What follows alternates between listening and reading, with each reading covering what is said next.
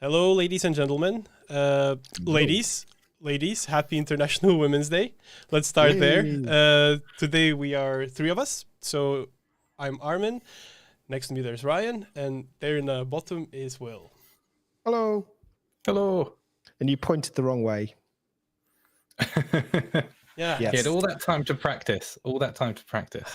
I know it's something to work on a little bit more.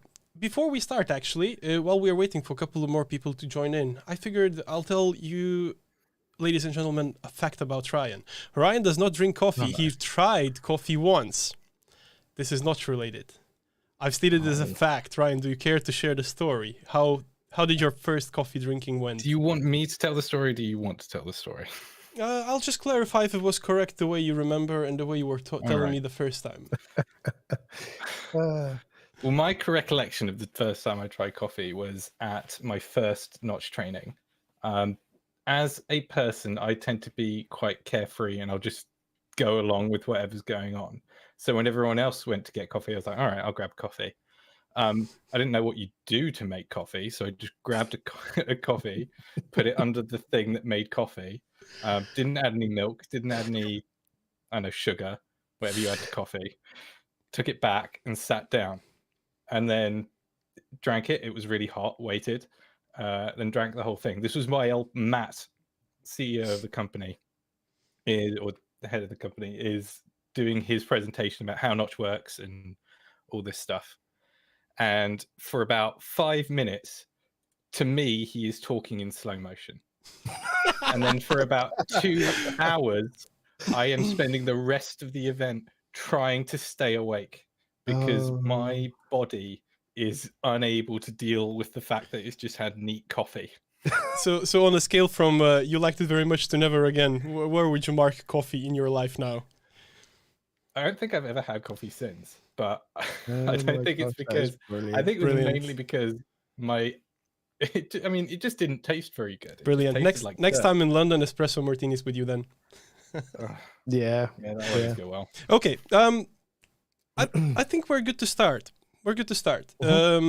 So obviously today's big topic is video processing and ways you can apply video processing for your VJ rigs and VJ needs.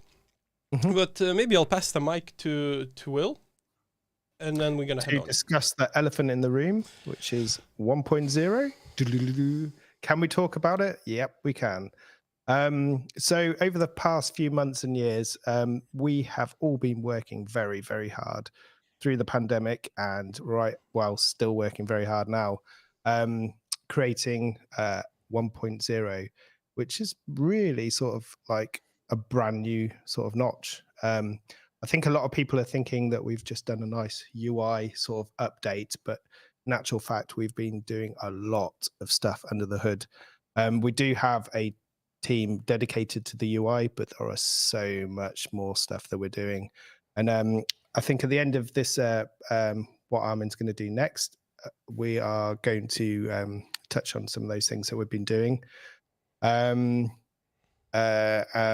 There is one unfortunate thing though, we can't show anything as of yet. And there's a couple of reasons why. Some of the features are not fully implemented yet, so we can't actually show you anything because they don't work.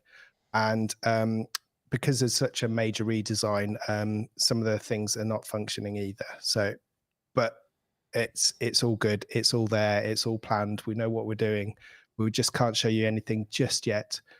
So, but we will soon. I'm sure you've seen a few leaked bits and pieces coming from Matt and things like that. So there are little bits out there, but we can't show you anything right now.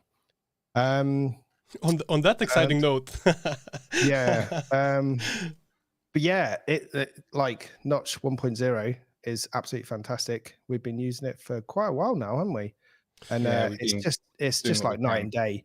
You go away, have a play with it, do some testing, and then you come back to Notch 923, and it's like, whoa, I'm back in the past. It's it's leaps and bounds. So it's practically a new tool, to be honest. But it feels very unfair to tease too much about it at the moment. Yep. But we have several things that we can mention, and we're gonna go through those, and we're gonna reach that. But for now, I guess let's talk a little bit about video processing. Here I have a little list of things that we're gonna cover, and we're gonna split it into two sections. So the first section will be general video processing effects, how to set it up and how to go about them. And since we have a varied level of users watching this, I'm gonna try to keep it simple and then give some extra tips or tricks for the more advanced things. So that's the first part. And then we're gonna move on to the VJ templates and setups. So let me just read through the list of things we have.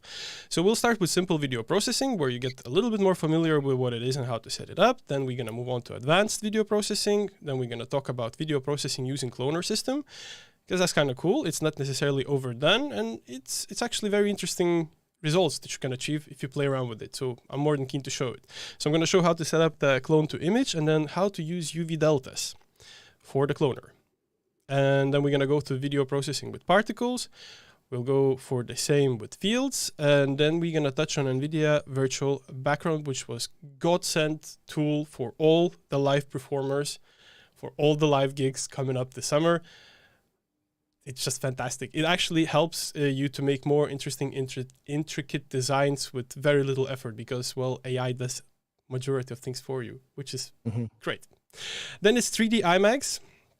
I think it's worth to mention that, and it's a good pathway. It's a little bit less explored thing, or I haven't seen extremely many shows who are implementing their video feeds into some kind of a 3D scene and all that. And then we're gonna finish up that section with VJ template setup tips. From there on, we're going to have a little Q&A of whatever comes in a live session. And I see that there's some hellos and how are you in chat. So that's fantastic. And then once we are done with that, let's call it a little break. We're going to talk about VJ rigs using MIDI and WebGUI, which is my personal choice. So I'll just walk you through what I do when I do live shows with Notch.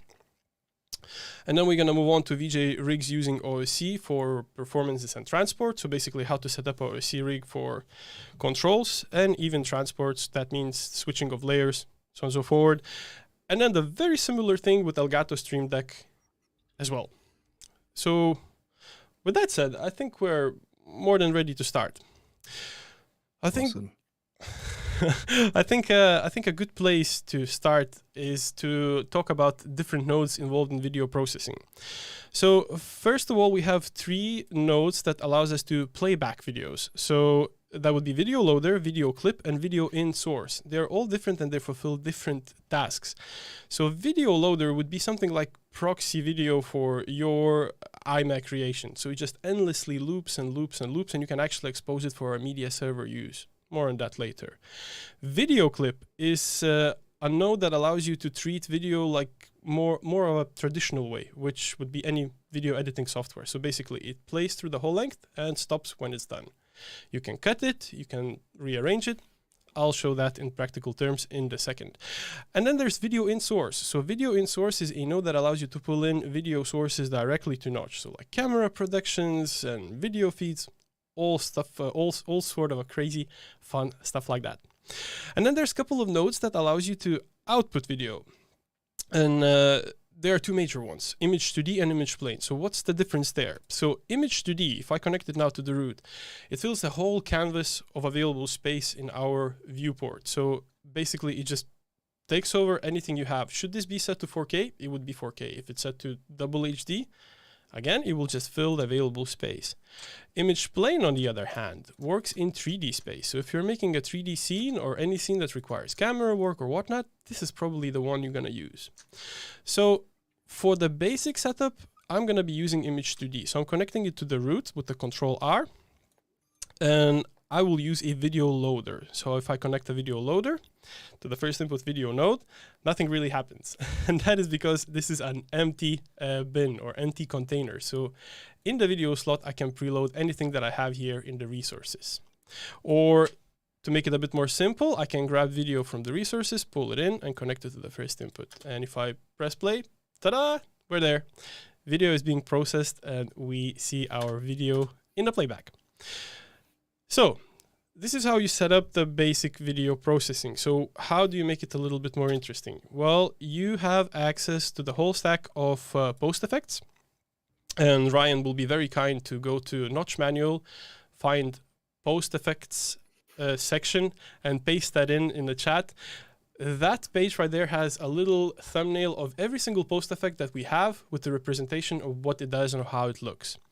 So I'm going to grab a couple. So for instance, if I take edge detect and connect it to the root, you already see it's working. Every single post effect, or I would say 90% of the post effects, has different blend modes. In my opinion, that's probably one of the best features that they all have, because with that function, you can achieve a lot of different and very interesting looks. I'm gonna leave it at solid for now, for instance, and I'm gonna grab another one. So the other one would be glow. So again, Control R, now connecting it to the root.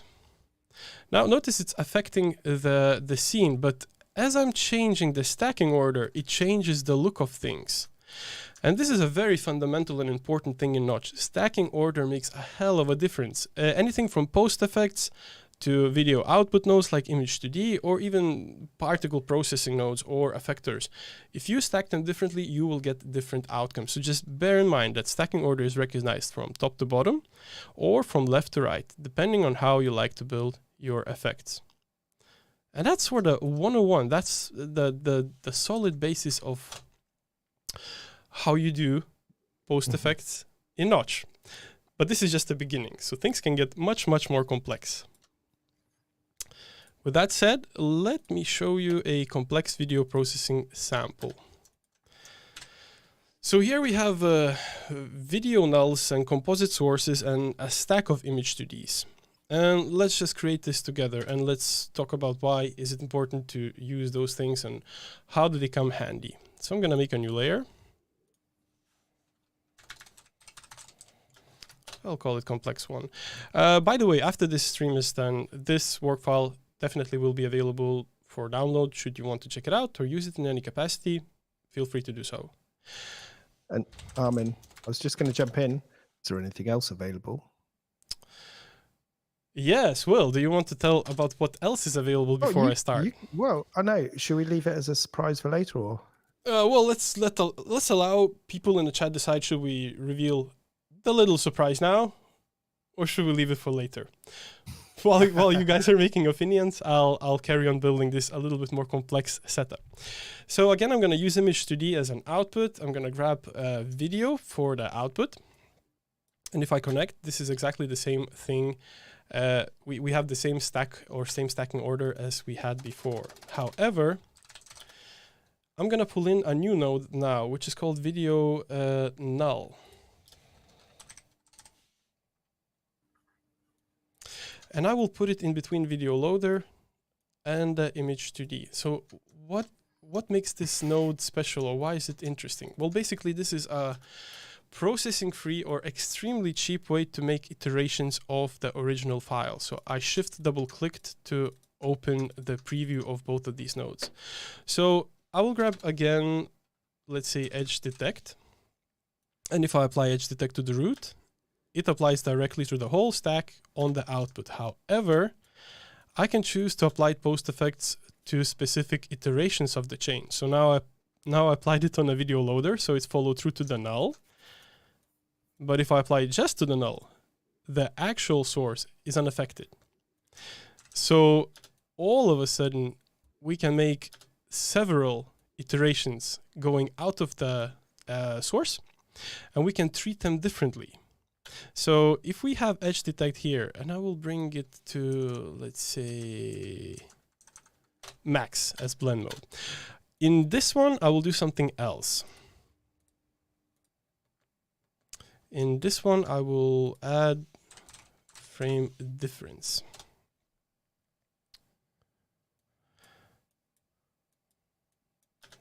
There we are. So this node right here, or this null, looks completely different. We're still outputting one branch, this one null. So I'm going to disconnect. And now my task, or my big wish, is to connect those two different looks to one, and then actually output it to the image 2D. And I can do that with a composite sources node. So composite sources node has two inputs, the left side and the bottom. And once you put them together, I'm going to preview that in a viewport, we actually get a combined image of both of those two looks. We can actually change blend modes here. So maybe let's set it to max as well. In fact, in frame difference, I can make something a little bit more fun so it goes through a little bit more. Yeah, max as well.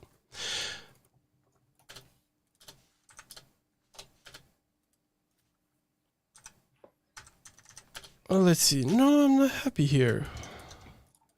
Oh, did I just delete my... yeah, I did. Control Z, Control Z. There we go. Now it's both nodes. Yeah, this is crazy enough. Exclusion. Why not? Let's keep it to that. So basically now we're mixing these two chains. They're being brought together.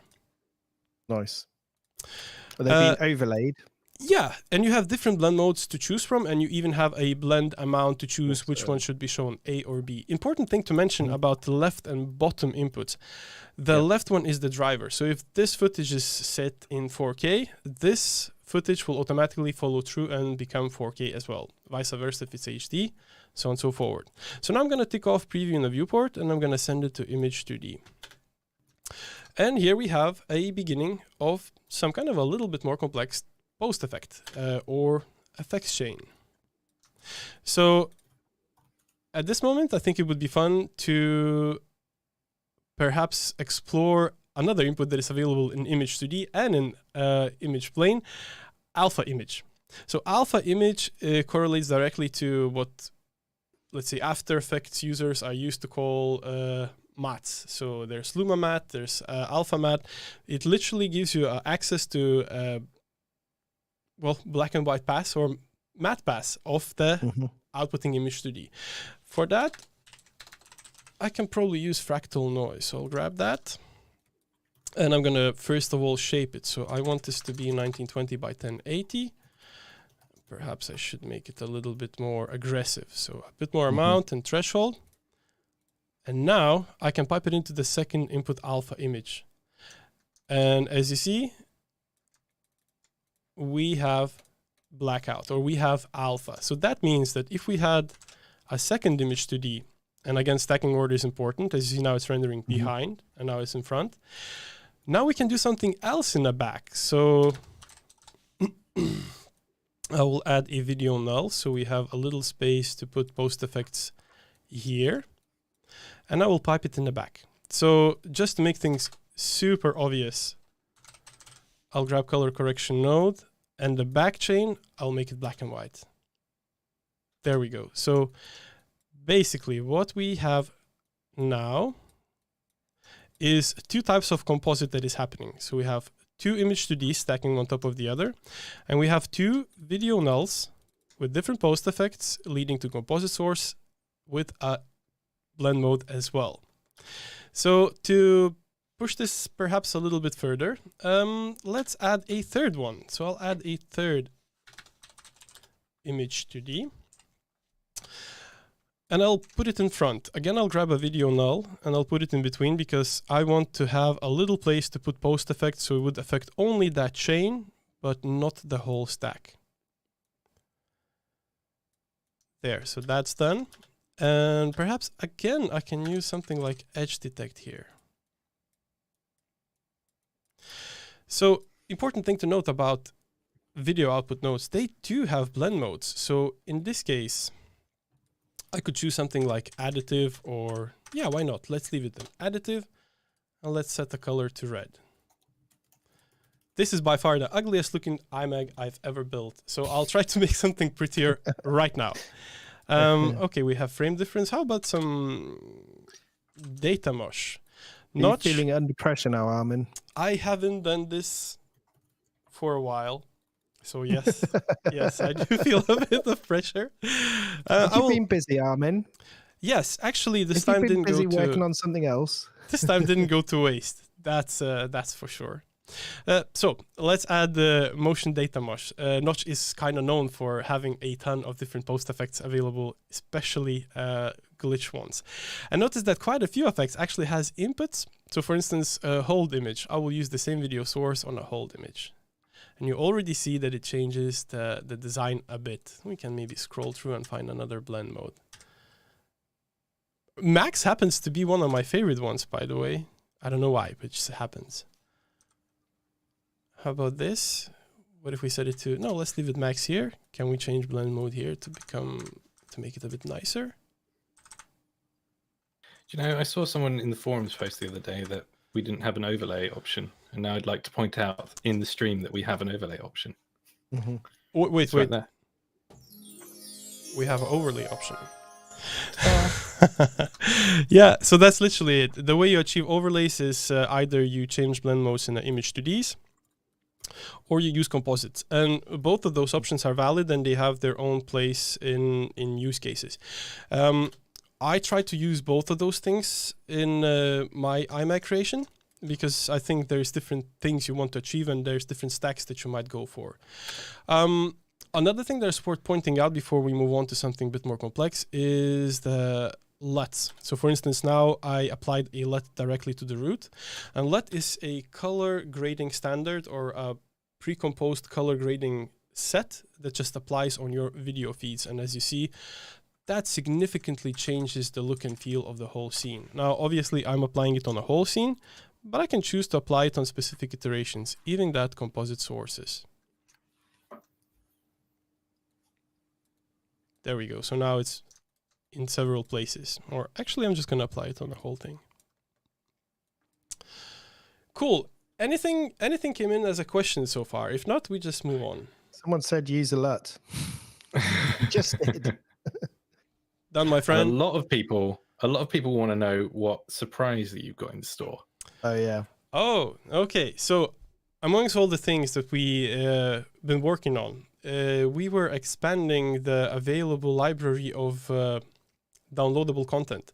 So one of the things that we expanded on was IMAGs. So we are happy to say that we have a ton of IMAGs for you to download, take it apart, or use it as it is, and make your summer much more interesting and much more better without putting too much effort.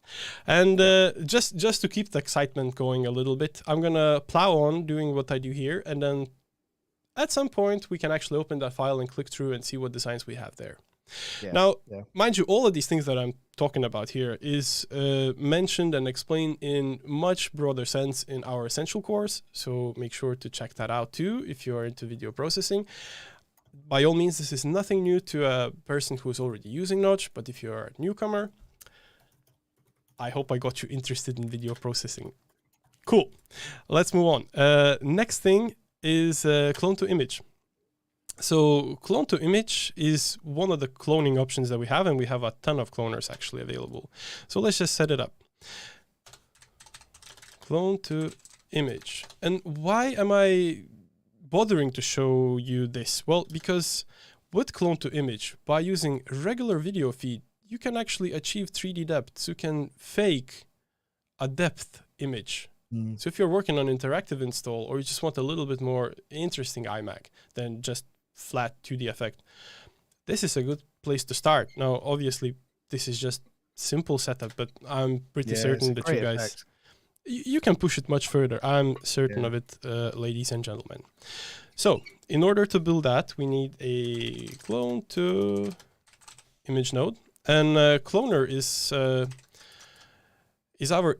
our geometry iteration system. Is that a good way to describe it, Ryan? Sorry, I didn't hear you. I was reading. Geometry iteration system. Oh, so in iterate mode, it will take whatever shapes you give it, and it will just iterate all of them. So it will make a new one in sequence. Okay, let me rephrase. Then like random and all. Oh, gone. Then for a very cheap price, it makes a ton of copies that you can play with. A ton of copies of your 3D element. Is that fair? Yeah. I think I might have misheard the question. Yeah, go on. Fair enough. Okay, so we have clone to image. That's the first node we need. Then I'm grabbing the very same base video from the resources, and I'm going to pull it into the first input. Now notice when I click on the output, the plausible inputs actually lights up. So that's a very good telltale of where to connect things. And the first input is light up yellow, so that means it's required. So let's just put that in. And of course, we need something to output. So in this case, I'm going to go for primitive, shape 3D. Yay, look at that nice sphere. And I'm going to connect it from clone to image directly. And thus we have an image. Yay! So in clone to image, the first thing I want to change is scale image by aspect. So now we have more of a 16:9 look. Well, this is a perfect moment for you to say like, yeah, that's good. That's very good. Yay, that's good. Thank you. I was actually going to say that. Anyway, but you forced me into it. Well, apologies and thank you. Okay, so let's... Now it looks staged. It doesn't look natural, Armin. Fair enough. I'll work on my delivery then. Okay, next thing I want to do is make those clones a little bit bigger so we fill in the space. And in fact, maybe we should have more of them. So maybe 80 by 80. Okay, that's starting to look much better. We don't have any shading here, so I will bring a voxel cone light. And I will need a bounding box for it. As you may have noticed, it's hashed out red indicating, hey, something is missing. And that something is bounding box. It's still something is missing. And that something is missing is deferred rendering. So as soon as we enable deferred rendering, more... And where's that found? I feel like in school. It's in root node. Yes, it's on the root node. Just marked up. I'll just mark up root node. Anyways, deferred rendering allows you to do more advanced processing, especially when it comes to lighting and 3D. If you're building just very simple IMAG, you likely don't need it, so that's why it's turned off by default. But as soon as you venture into the 3D world, you likely want it. So I'm going to expand the bounding box so it actually covers the whole set. And as you see, as it gets bigger or smaller, you can see the difference in shading. Right, so there are a couple of really nice settings in clone to image node, which makes the whole difference. So for instance, brightness offset. So as I offset, it actually extrudes in 3D. And that right there is the bread and butter of this effect. So not only it can extrude, it can actually become bigger. So let's do that too. Now, it kind of works, but it's extremely jittery. And I, for one, don't necessarily like it. So what I want to do first, I want to tick off color clones, because I don't necessarily need those colors. And I want to make this signal smoother. So again, just to be consistent with what we've spoken in the previous two examples, I'm going to grab a video null because I don't want to apply any effects on the source. I want to keep it clean. And on this null, I'm going to add a couple of post effects. So first one being frame difference. So frame difference didn't really resolve the smoothness issue, but what it does, it allows us to see image only where motion is happening. So basically, let's preview it. It emits this luminance. It compares the previous frame and current frame, and where it overlaps, it gives this luminance effect. So I like it as a glitch post effect, so I use it a lot, but actually it fulfills a very, very specific technical duty. And that is to show luminance where it sees motion. So now if we add frame feedback and stack it beneath that frame difference, with the frame feedback, we can smooth out the signal. And I'm pressing Control 1 and just see how different things starts to look. I think to further illustrate this, I would need a video in source. And video in source, as mentioned, is a node that we use to output actual cameras in Notch. There we go. So if I stay static now and do nothing, this looks completely still. As soon as there's motion, we see extrusion. And this right here can be a beginning of a very nice installation or quite an interesting IMAG effect. So yeah, it's cool. I will now perhaps make the offset a little bit more aggressive and clones a little bit bigger. And I think I will leave it at that. Oh, before I go on, I'll just mention that the cloner, any cloner in Notch, has effector input, and we have a ton of effectors to choose from. And effectors just sort of influences how the cloner stack can behave. So if I'm just randomly going to grab something like sine effector. I pipe that in. It has a whole range of behaviors. Wavy. Yeah. Right. Is anything coming in the chat that I should address, so I can move on to the next setup with the cloner?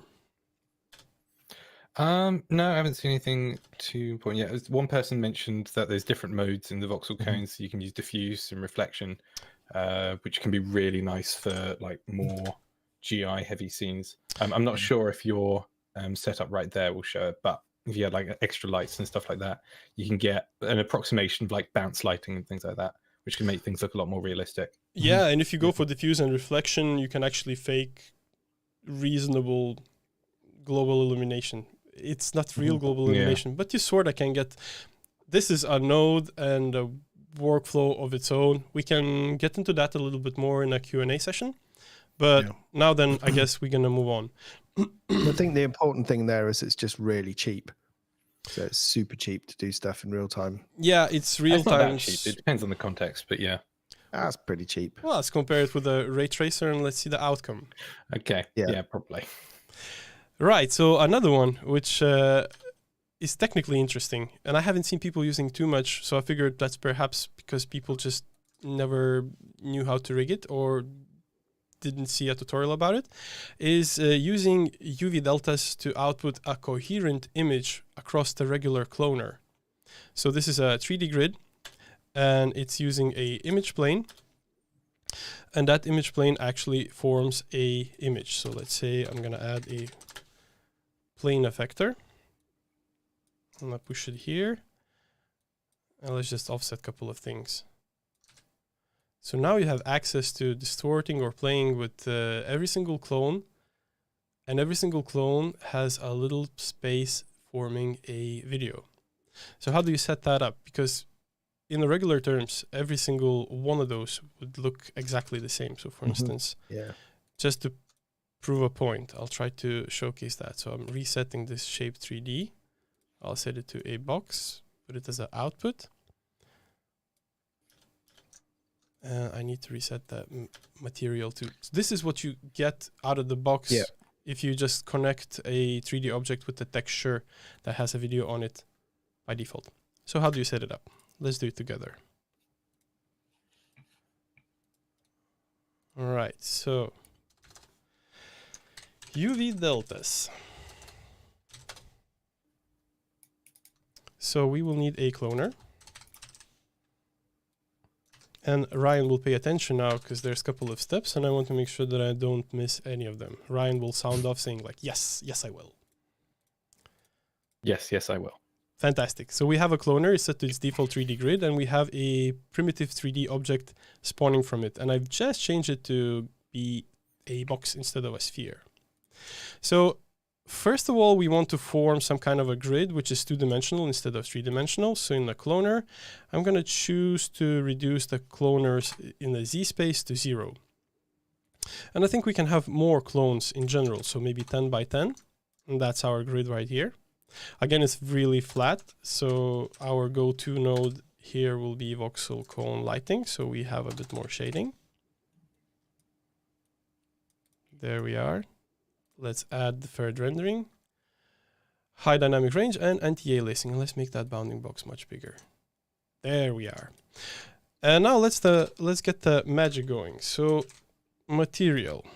We'll put in the material, and material has drop downs for textures, and it has the very same inputs for textures. So the first one is color texture. So I'm going to use base video as a color texture input. And as you see, we have iterations of the video in every single clone. And what we want to do is we want to form a coherent image out of those. So, or actually, maybe let's set it up to a bit more convenient 16 by 9 look, because this is just a square. So I'm going to change the grid count from 10 to 16 here. And on Y, I'm going to make 9. And then I'm going to accordingly change the X to 16 and Y to 9. Ah, that looks definitely better. So the trick is to set specific parameters in the UV offset X and Y in a material. So here we will have to write the formula 1 divided by 16. Am I correct, Ryan? No. Ah, no. Damn it. So is it in scale then? It's in scale. You want to scale it down first. You want to scale it down in the material. 1 divided by 16. And then in the Y, it's going to be 1 divided by 9.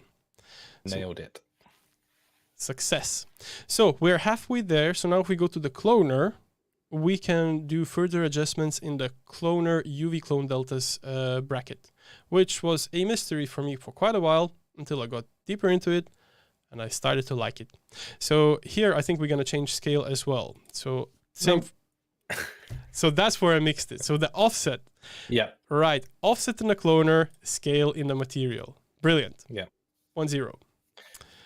So the logic here is you're scaling down the UV for each object so that it matches like a tiny space, right? So each clone is looking at a certain area of the UV space. And then for each clone in the cloner, you're telling it to offset in the UV space, which like the area of the UV that it's looking at. So for each clone, it's now looking at a different area of the shape 3D, of the texture. Yep. Coolness. So with this setup, I think we have to do a couple of alterations. Now you will notice that video loader has properties for flipping image on X and Y axis. So we're going to do that. We're going to flip it up. I think you need to flip Y, yeah. Yeah, there we go. That looks correct. And now we can grab any and all, let's say sign effectors to make creative changes to this setup. So I see this being rather useful for something like reveals, especially let's say in corporate setting. All right, let's make it a little bit more clear. So with the box, it's hard to read. So I'll set it to plane. I'll make sure that the plane is facing us. So it's minus 90 degrees. And I'm going to add another output, shape 3D. There we go. And I'll set it to a box. By default is iterating. And I want them all to be there. Now I can push that box a little bit back so it's not in the way of... Come on. There we go. So it's not in the way of the plane. There we go. I think that allows you to read it a little bit better. Yeah, there's loads and loads of ways to do this kind of effect. It looks really nice. There's the way I see it, there's a lot of use cases for it, for transitions, for reveals, and then of course you can start to do some, well, really funky IMAGs with it. It's kind of down to your imagination, and I'm sure we're gonna see some interesting examples coming out from you, ladies and gentlemen. This is just something I haven't seen being done much with Notch, but this is bulletproof technique that, let's say in Cinema 4D, I've seen a lot of cool logo reveals, so on and so forward. Yeah, right. Cool. So I guess you see where I'm going with this. We spoke a little bit about the very simple video processing. Then we touched on cloners. And now it's time to talk about particles. So we are not going to build exactly this, but we're going to set up a particle system. So you're familiar with how to do it, especially people who are perhaps newer to Notch. And I'm going to explain you how to make your particle effects in Notch much more interesting, with a little twist that perhaps will come as a surprise or a handy tip for more advanced users as well. Cool. Particles it is. By the way, you can press F5 to change namings of your layers or even nodes. Handy tip right there. So particle systems in Notch always starts with the particle root. So this is like our big hub for making things. If majority of things connects to the root of the scene, and that's the start point. For particles, there is a specific node, or particles have their own hub node. So we will need an emitter and renderer for this to be more or less complete. So for emitter, we're going to use image. There we go. There's our image emitter. Right. And then we will need a renderer. So we're going to go for something simple. Point renderer. And notice if I press Ctrl R, it connects to the most appropriate closest root. In this case is particle root. Now, image emitter came in hashed out red with a golden input in the bottom. First golden input states video node. That means we need extra information, and that extra information comes in the shape of video. So let's pipe that in. With that done, we're rendering particles. We're rendering video in particles.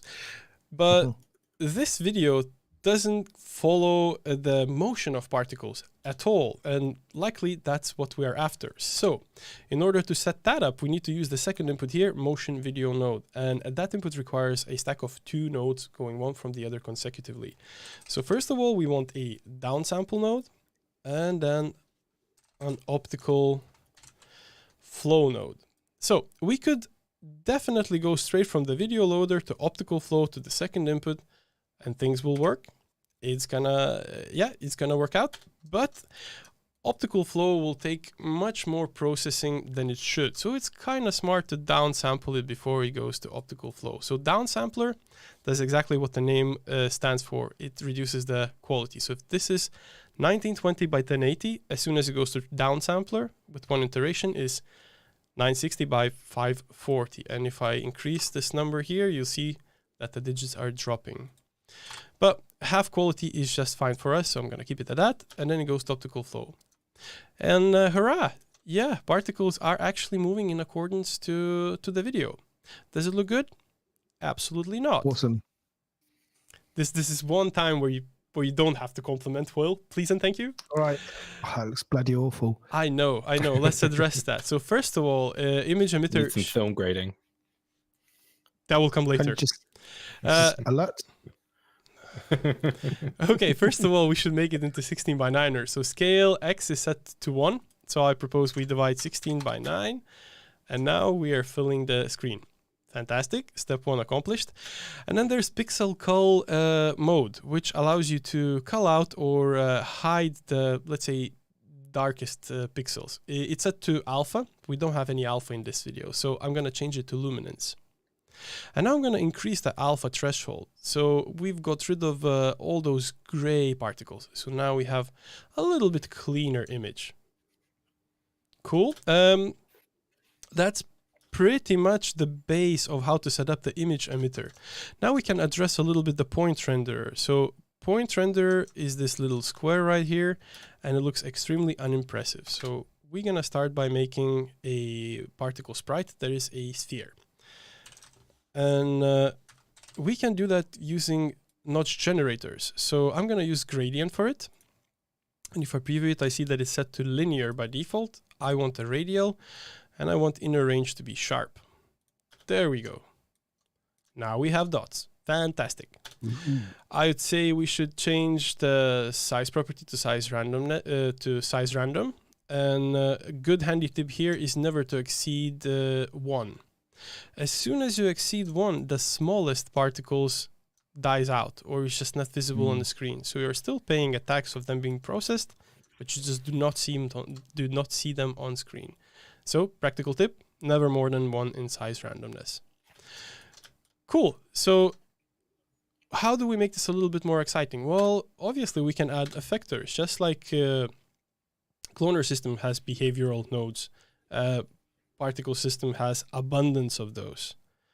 So let's perhaps add something like curl noise fluid effector. I'm going to connect it to the root. There we go. Now our IMAG is curling. It's a little bit hard to read, and that's a basic issue that I see with majority of particle-based effects. So how do we make this a little bit more readable? Well, first of all, let's kill off the effectors that we have, and let's add a solid image behind the particle setup. And that is exactly where image plane comes handy. So remember in the beginning we spoke about nodes that work in 3D space. Image plane is the one. So I'm going to grab a null, and I'm going to set it video null, and I'm going to set it in between the source and the image plane. So it's important to have a place where you can put specific post effects that would only affect this image plane. And we're going to add post effect just in a moment, but first of all I want to give a little oh, I see a chat going on there. It's on fire. There's question, would this work with PNG instead of video? Absolutely. It's just it would be static because well, PNG is static. So back to the image plane. Practical tip. Image plane has a property called aspect-based scaling mode, and you can set it to scale by X, and it will jump up and become 16 by 9. But notice what happens when I restart the playhead. I'm hitting home. The first frame is a square. Notch needs 1 frame to calculate that aspect ratio, or to recognize that aspect ratio. And if you render this to video, it will look very awkward to have first frame like this. So you'll end up cutting it off in let's say, other video editing software or in Notch. So in order to avoid that, instead of choosing aspect-based scaling mode, I'm going to set it to default. I would strongly recommend making it manually. So scale X directly to 16 divided by 9. And now when we restart, it's always correct. So that's just something that is probably worth remembering. Cool. Next thing. This is too obvious now. So let's grab edge detect and let's set it on a back image there. So this is already becoming a little bit more fun. Now, making motion a little bit more believable in this setup. I propose we try something like field effector. Now, the name implies that you would need field system to make this run, but I have a good news for you. If you're dealing with 2D and video processing, field effector actually works with optical flow as well. So I'm going to pipe that into the first input field node. And there I see it's working. It's a little bit crazy now, and that's because it's really high up and it's working with velocity. So I want forces and I want a little bit less of it. There we are. So yeah, now so the reason that works is because the way the optical flow node works is it's building a velocity field, which basically means it's generating the same kind of data that a field uses. So we just allow it to also pass that data into the field effector as well. Yep, this is hands up or hands down one of my favorite effectors when it comes to video processing. Cool. So with that done, I've reduced it quite a lot. Perhaps we should reduce the number of particles on the screen. So you can actually do it in an image emitter and just drop the number, or you can choose how many particles is being used by a specific renderer. So in this case, I'm going to do that. So I'm going to go for particle use amount, and I'm just going to drop this off because perhaps I want to use more renderers and I want them to have more particles for their sake. Cool. This is definitely getting somewhere. So perhaps one more image plane, but now in the front. Copy of previous one, connect to the root, white out. Why is it white out? Because it's in the top of the stacking order. And now here again, I'm going to grab a video null, connect it to the source, connect it to the image plane. And now in order to see the back image, I will change the blend mode here. So let's say, there we go, blend mode. I'll set it to additive and I'll use threshold.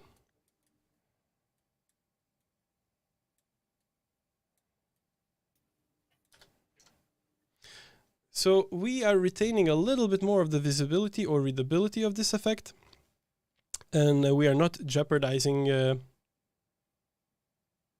the particles. So I think that actually helps lots.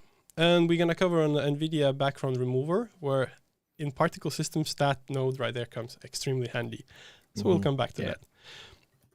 So all of this is literally one-on-one on how to build particle-based effects using Notch. Where does this become more interesting for more advanced users? Well, I presume that you are familiar with render layers. So render layers allows you to do a separate processing chain. So basically you can split up things. You can stack several different 3D scenes or 3D elements or video or videos and treat them completely separately as completely separate rendering paths. In the render layer, you will notice that there's even a own depth buffer property. So, and please don't take it as an open invitation to overdo. Do not use too many of render layers because it's going to affect your performance. But sometimes it's kind of cool to pipe your particle system through render layer. Because with the help of a couple of creative post effects, you can definitely change the very boring particles to something quite more exciting. So in this case, idea here was to make something like lightning effect. And it wouldn't be possible any other way than adding some post effects, and it would look really awkward if all of these post effects would be connected directly to the root. That would just literally change the look and feel of the whole thing. It just wouldn't work. That's like vicious pressing on Control Z. Another practical tip for people who are working with IMAX already, in Point Renderer, you have a motion blur amount. Now, notice how this looks when it's set to its default state, which is 0. Particles are quite staccato, I think that's the term. They're like really rigid. They're just points. But if you add a little bit of motion blur, they become like ambers, sparks, and that's just so much more organic. So in my opinion, that's one setting that is quite nice to change in a Point Renderer. Right. Anything in the chat that I should address, or we are moving on? He's typing. There's so much going on; it's hard to keep up. I'll tell you what. I'll cover these questions just in person. So, Carolyn Highland from Facebook asked, "Can she do all of this stuff with the trial version?" And the answer is yes. Trial gives you access to pretty much all the tools that are in Notch, or at least all the nodes. The only thing you can't do is like export anything, which or save any files, which kind of a bummer, but that's the deal with that option. The next question, can you guys talk about alpha sort bias? We can, but I think we'll come back to that a little later. I'll just make a note to come back to that. What else? In 1.0, can you nest render layers? I don't know. I don't know if that's a good idea. Yeah, let's come back to the point that this is not to be abused. This is a very handy tool, but this is a precious gemstone in your setup. If you use too much of those, you're gonna end up blowing your GPU. And in most cases, there is not literally. Not literally, yes. In most cases, you need one or two. Two is being kind of that high threshold in your setup.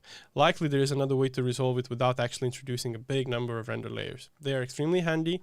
They have their own purpose even in virtual productions, which we're not talking about today. But in these kind of cases, this is very cool to highlight particles or field systems, so on and so forth, but never more than two. Definitely never more than two. Just imagine. It depends. If it runs, it runs. But as you should. As you are adding the third one, just imagine me crying there in the background. Tears rolling through my face. It runs. And Ryan is suffering in the support because you come back to support saying like, "Hey guys, this is not working as it should. What's going on?" That's probably because you use too many render layers. Right. Enough of that. Let's move on. The next thing is particles and fields. So fields is our tool to simulate smoke, I would say, or fire, or anything in between. So it's basically, well, smoke simulator. How would you describe this, Ryan, correctly? Like, how would you describe fields? It's voxel-based. Yeah, so fields are sort of voxel-based, fluid or gassy, smoky sort of simulation system. In this case, I was using it in 2D, but you can also do 3D stuff like fireballs and stuff like that. Yeah, so let's build this up. The starting point here will be rather similar. Fields, just like particles, have their own root. So I'll grab the field root. And as you see, we have a little quad here, which is in 2D. Fantastic. And the next thing we will add is image emitter. So just like particles, fields has image emitter too. Again, for people who are perhaps a bit new to Notch, you might have noticed that there's different color codes for different nodes.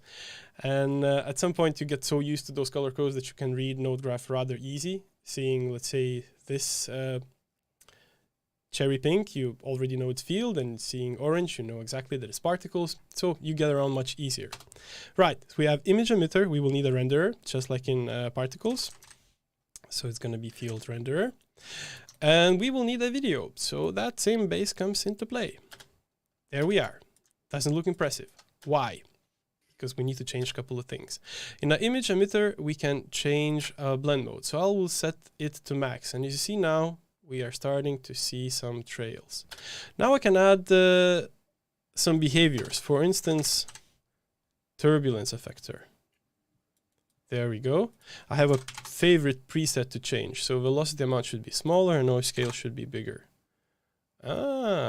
Becoming smoky.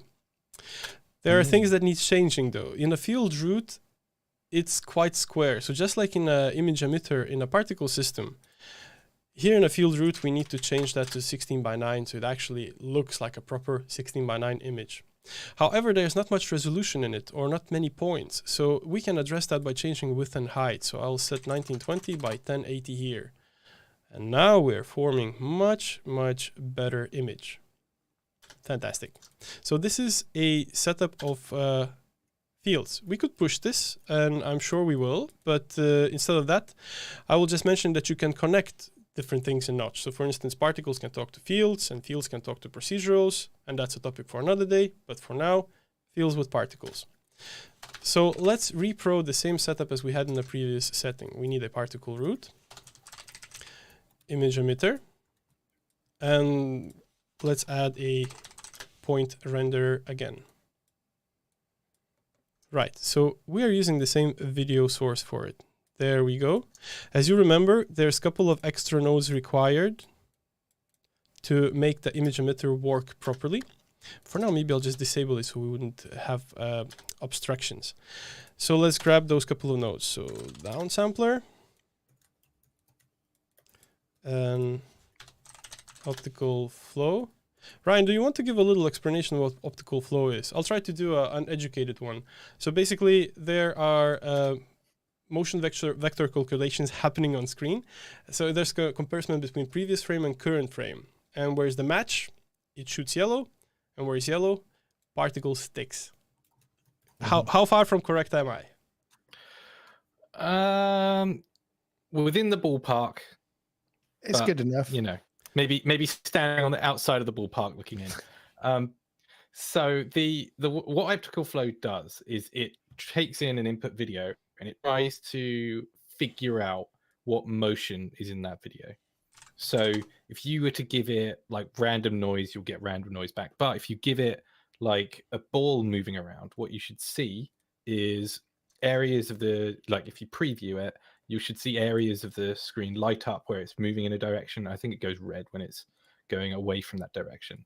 The key thing to note is that that's just a visualization. That's not actually what the node is doing under the hood. What the node is doing under the hood is, as I said previously, it's generating these motion vectors in the same way that fields base themselves off of motion vectors. If you want to picture it, imagine for every pixel, there's a little arrow, and that arrow has a direction it's facing and a magnitude, how much it's facing. And per frame, that optical flow node is trying to figure out, based on the video you've given it, how much the things are moving, how much each pixel should have an arrow pointing in a direction. And I pride myself of knowing none of it, because Notch doesn't require to know any of this to make interactive or real-time setups. But thank you, Ryan. While Ryan was explaining what optical flow actually does in more educated manner, I just went through a couple of steps, and those steps we covered in the previous example, so I didn't feel that we really need to talk about it much. However, now it's time for us to talk more about connecting those two systems. So for now, I will enable back the fields. I will disable the image emitter, and we will connect these two systems with a particle emitter for fields. There we go. And now we can connect particles to the first input here, particle emitter particle node. And as you see now, we have these trails or these fumes, smoke coming out of the particles, which are driven by this system right here. In a particle emitter, I might change the texture, so we could pipe in the gradient again, or I can just go the easy way. I have circle texture available for me here in the resources, so I just preloaded that. And there we are. Now those two systems are working hand in hand together. And again, important moment, stacking order makes a whole of a difference. Something to remember at all times, depending on where you place things. Yep. Sorry. Go on. I was going to say, can I make one suggestion? Yes. Because one thing that it's my pet peeve when I'm working with particles, and especially in the image emitter, so all the particles tend to bunch up at the edges. So if you think of it from an optimization perspective, everything that goes up there just stays there and doesn't move anywhere. So as Armin already knows, I'm going to say, add in a kill box effector, set it to kill everything that's outside the box, set it to fill the space, but only a little bit smaller. And I guess we want to set it, well, actually, before we change the scaling of overall, we want to make sure that that too is in 16:9 setting. There we go. Yeah. And then scale it just a little bit down. And then it's just a little more optimal. It means that if you've got a million particles in there, that 500,000 aren't just sitting on the edges waiting to die. They just get there, get killed, and get respawned. In the spirit of the practical tips, usually when you make particle or field-based effects, it's in 3D, and you likely want to fill out your whole available canvas. So you probably will add a camera. And as you add camera, I'll just pull it a little bit back and hit 0 for it to render. Oh, I should probably connect it to the root. You need to find a good space to put it, or good distance. So a good telltale of where you should put the position Z is your zoom property. So if it's set to 3.2, just type in -3.2, and that literally is as good as it gets in making sure that you're not losing anything and filling the whole canvas. So again, we're in the same situation where readability is a little bit hard. And I think this is a good time to talk a little bit about Nvidia background remover. This literally could come handy for us here. So I'm going to add an image plane, and I will connect it to the root, set it in the front, make sure that it's 16:9. And now I will need a null. video null that is. So let's pipe it closer to the image plane. Let's output it. And what I want to achieve is I want to have all this smoke and crazy around the artist or the talent, but not on him. And the best way to achieve it is using Nvidia background remover. Now for that to be set correctly, we will need another null. So I'm connecting it from this one to the second null. And I will use alpha image input. Because Nvidia virtual background literally generates a black and white path for us. I'll just give it a moment to, oh, there we go. Yeah, it's got to load all the drivers and stuff like that. So let's preview in the viewport. Is it perfect? It's not, because the actual given image is not perfect, but we have a matte or black and white path, which we can take advantage of.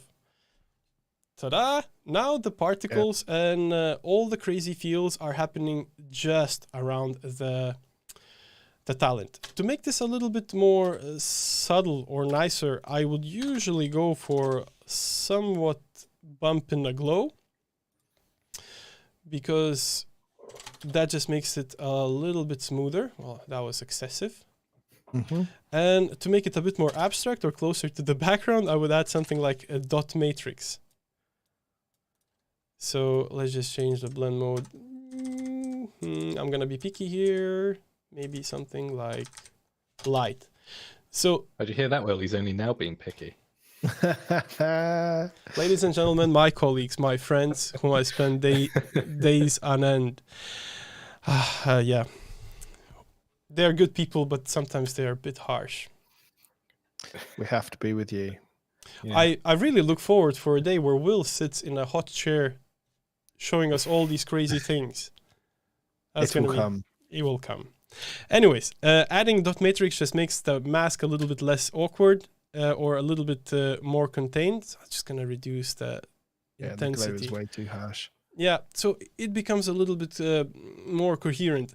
Obviously, this works best if you're building effects that are based on glitch and sharp changes and all that jazz. If you're looking for a more subtle thing, if you're building a ballad, this might not save you 100%. You will still have to work with your lighting designer and your camera producer, and we will talk about that in the end of the stream, because building IMAG, especially complex ones like this one, is a team effort, because they're all based on luminance. If it's too bright in the background, effect is gone. Right. But it is a very, very powerful effect. I mean, it's really cool just to be able to do stuff like that out the box. And before without any specialist equipment. And before we have interim Q&A moment, I'll cover the last thing, which is 3D IMAX. I'm not going to torture you with me setting this all up. I'm just going to explain what you see here. So basically we have a little 3D scene, which is very far from complex, with a particle system that emulates rain, with a little tree and a billboard. And in that billboard, we have plane attached that is shooting out video. And we already know that you can connect a video to a material and it's going to play back. And let's not forget what we've spoken in the beginning, which is composite sources and all the crazy and cool things you can do by using nulls in conjunction or composite sources. All of that goodness applies building inputs for materials. So what I'm trying to say, things in Notch connects, and you can reuse the same techniques working on 2D or 3D. And that's literally what's going on here. So I wanted this billboard to look a little bit older. So I've merged this IMAG effect with the texture of peeled off, worn out wall. And I did that all with the composite sources by setting it to multiply. And then I just piped it into the color texture input. And off we go. It has that little bit extra charm in it. And talking about post effects, I rarely connect post effects to the root, even if I work on a 3D scene. I usually connect them to the camera, because while I'm working in a 3D scene, I do not care to see all those small bits and details. Or for instance, this overlay of sharded glass, that is extremely distracting.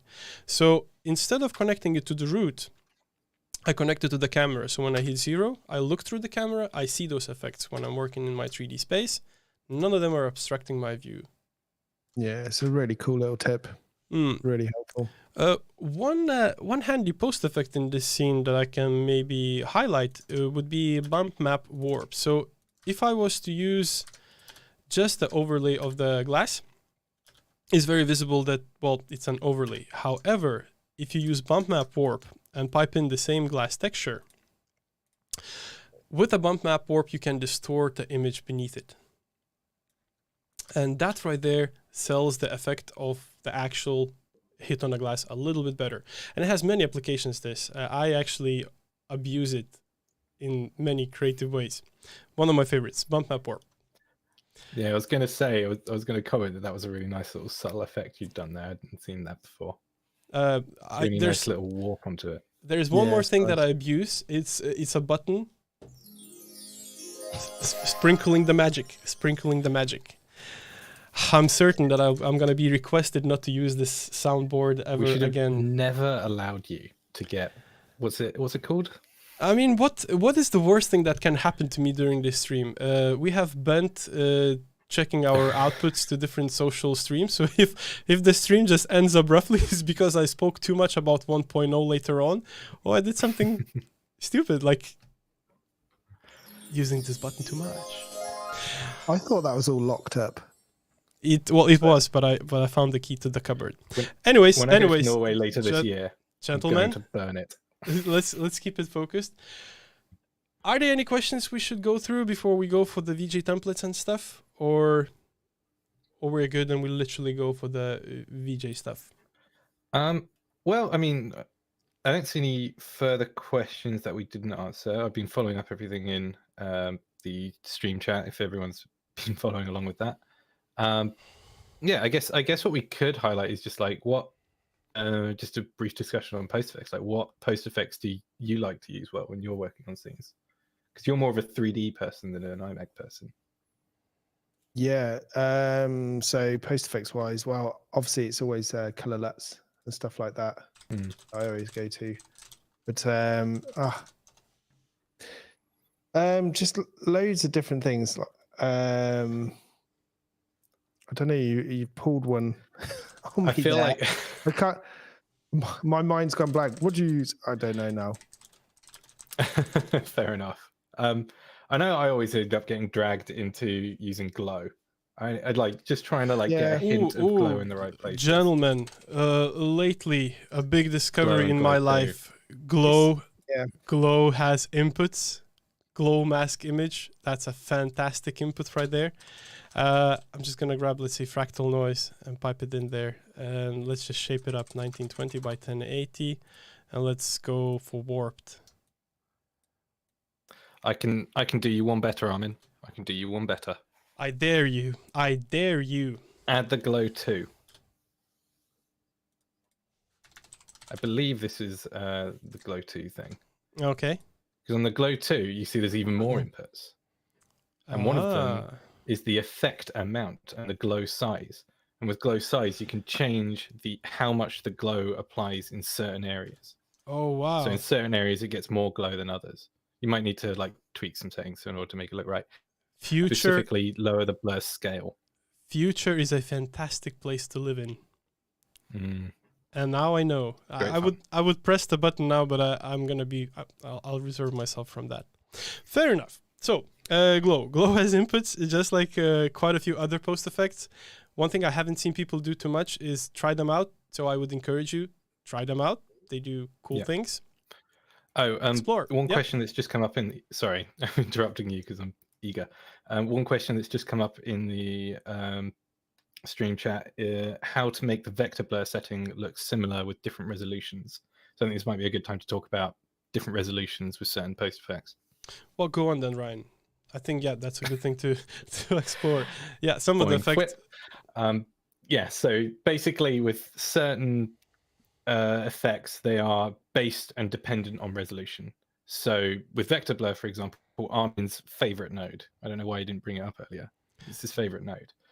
It's based on looking at different pixels that are next to each other. So you're going to have to change those properties in order to try and make them look the same. And it's going to be dependent on the content you give it in order to try and figure out what those properties are going to be in order to get things to work right.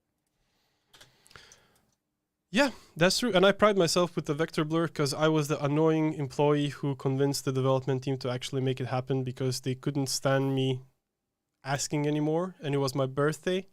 What a beautiful present for me.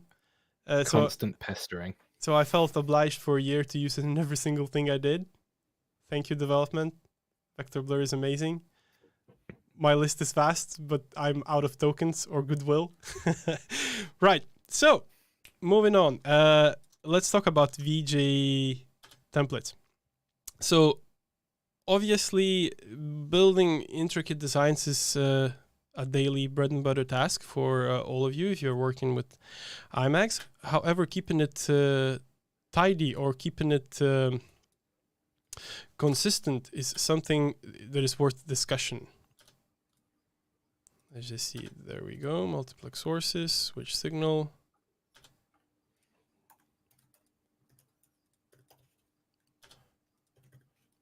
I just want to make sure that none of those are marked.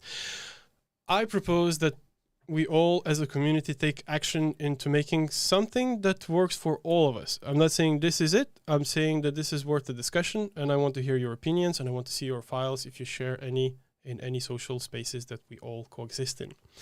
Have we just walked into like Armin's soapbox?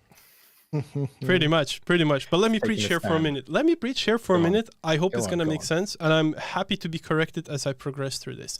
So usually when you are doing a VJ gig, and if you're not planning to use something like Media Server, which obviously there's quite a few people who does that. I, for one, use Notch with Resolume. You likely want to have access to a dummy video to preview your things, and then you want to have access to the actual output of what the video feed you're taking into Notch. So I use multiplex sources for that. And that's like a little switch, so you can have as many inputs as you want, and then you have an index to choose which one you want to use.